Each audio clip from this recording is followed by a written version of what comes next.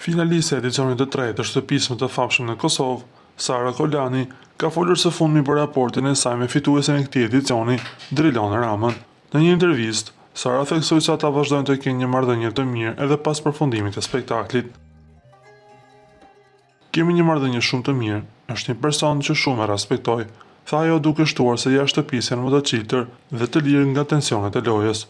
Pavarësisht thashë themeve për një lidhje dashurie, Kolami nuk dha detaje, duke lënë të kuptohet se për momentin ata janë vetëm miq të mirë. Por nga ana tjetër, Sara Kolami mbrëm ka festuar ditëlindjen e saj mes shumë miqve dhe kolegëve. Në këtë festë nuk mungoi as Driloni, pasi që kishte një raport mjaft të ngushtë brenda shtëpisë së famshme në Kosovë.